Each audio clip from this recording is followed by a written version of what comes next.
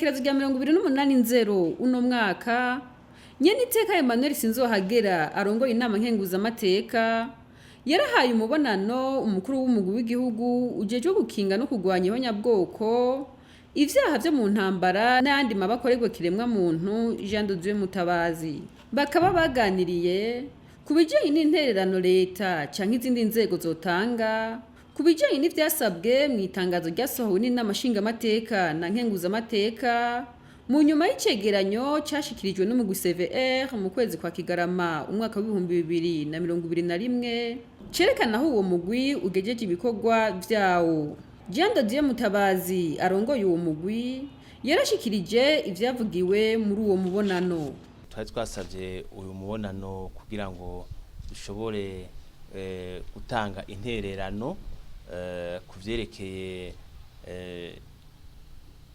déclaration canke itangazo canke résolution yari yashikirijwe n'Inama Nshingamateka iri kumwe n'Inama Nkenguzamateka igihe umugwi ujejwe ukuri no kurekuranira watanga raporo muri Kigarama. Nkuko abarundi bashoboye kubikurikira, igihe uwo mugwi ujejwe ukuri no kurekuranira watanga raporo, Inama Nshingamateka na Nkenguzamateka yarasohoye résolution, irasohora itangazo. Muri ivyo rero harimo ivyo yasavye Reta n'izindi nzego. Tukaba rero twebwe twari tuje kugira gutanga intererano kubera mu mezi atatu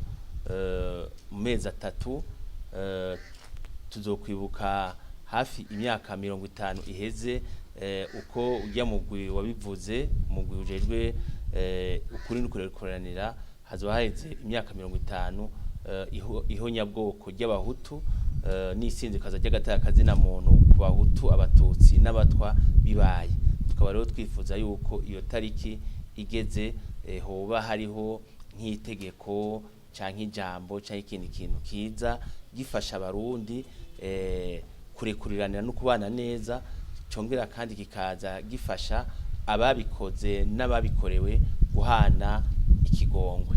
Nico rero ikintu cari catuzanye kugira ngo turabe muri aya mezi atatu, itariki ya 29 ukwezi kwa kane itarashika ico bacakozwe kugira ngo turabe yuko abarundi bo bandanya babana neza, ntihagira abantu babandanya bitwa abamenja.